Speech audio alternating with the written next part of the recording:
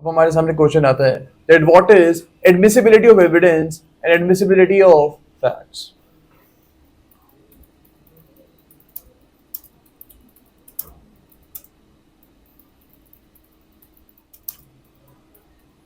अब आपको याद रखना है कि बीएसए के अंडर अंडर भारतीय साक्ष्य अधिनियम only relevant facts will be allowed to be proved, यानी कोई भी रैंडम फैक्ट आप केस में प्रूव नहीं कर सकते हो।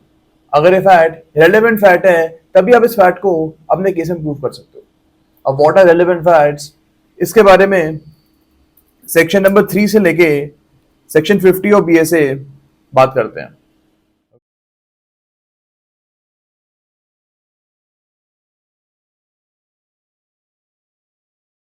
अब इसको हम एग्जाम्पल के थ्रू समझते हैं जिससे हमको क्लियर हो जाएगा that what are relevant facts, what are admissible evidences and what are admissible facts. For example, हमारे सामने एक फैक्ट एंड इशू आ रहा है that A has killed B. A ने B को मार दिया, ये एक फैक्ट एंड इशू है।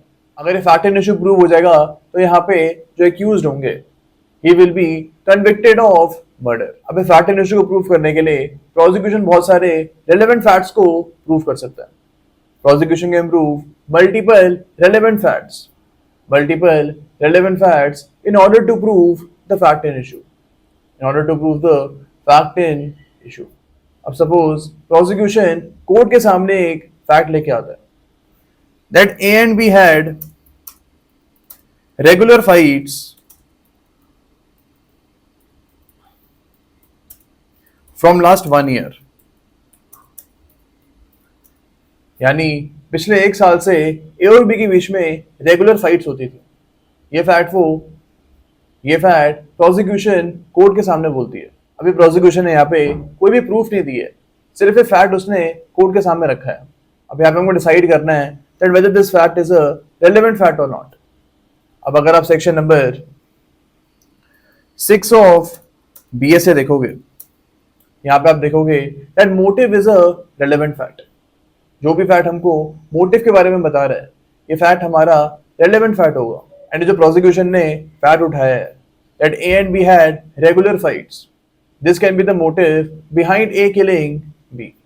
यानी ए ने बी को क्यों मारा, इसका आंसर ये फैक्ट हमको बता रहा है बिकॉज ए एंड बी के बीच में रेगुलर फाइट्स होती थी and that is why this fact will be relevant under section number 6 of BSA. तो हमारा फर्स्ट सेज तो क्लियर हो चुका है, this fact is a relevant fact. यानी अब इस फैक्ट के रिगार्डिंग हम एविडेंसेस दे सकते हैं। इस फैक्ट को प्रूव करने के लिए प्रोसिक्यूशन एविडेंसेस लेके आएगा। सपोज यहाँ पे प्रोसिक्यूशन एक एविडेंस लेके आता है दैट ए हैड कन्फेस्ड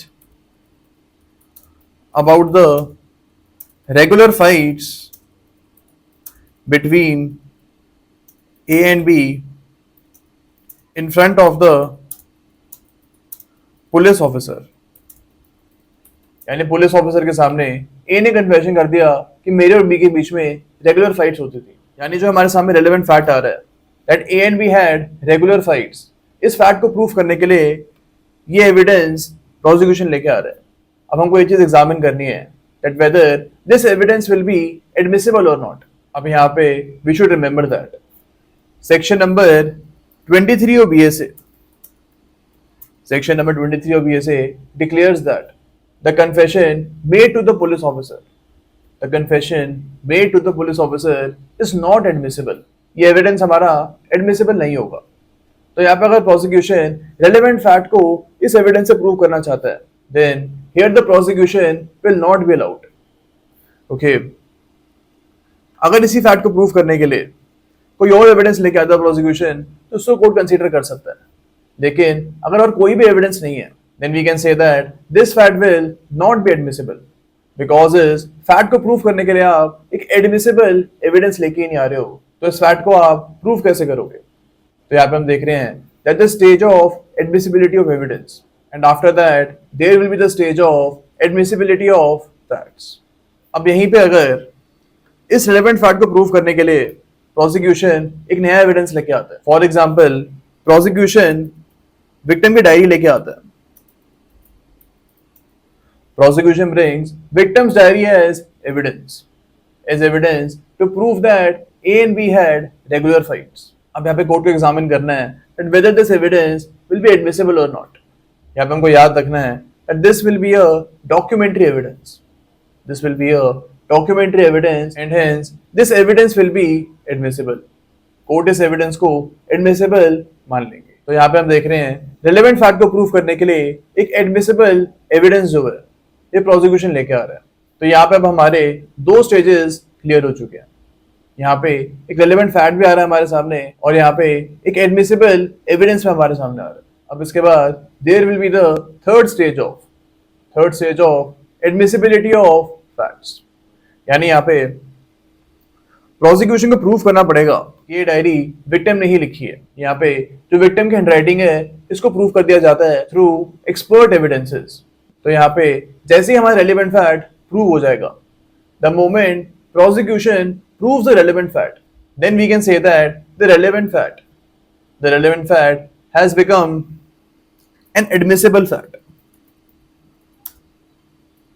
यानी इस मोमेंट पे relevant fact जो है वो admissible fact में बदल जाएगा.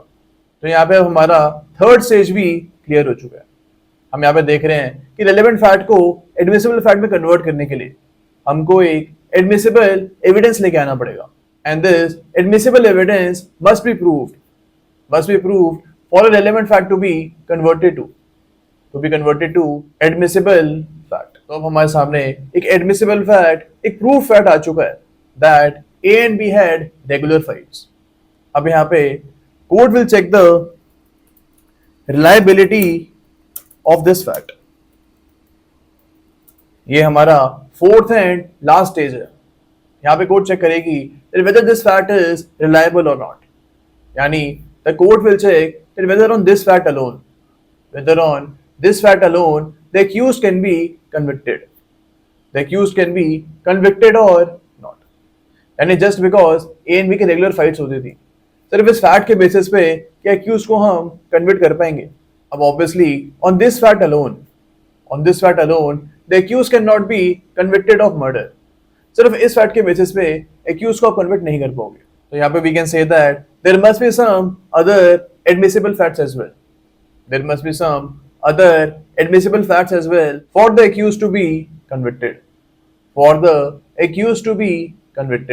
अगर यहाँ पे प्रोसिक्यूशन किसी और फैक्ट को एडमिसिबल नहीं करवा पा रहा है, then in that case the case of prosecution will fail and the accused can be acquitted in the case. तो हमको याद रखना है कि जस्ट बिकॉज एक फैक्ट जो है वो एडमिसिबल हो चुका है, इसका यह मतलब नहीं है कि इस फैक्ट के बेसिस पे आप एक्यूज को कन्वर्ट कर दोगे.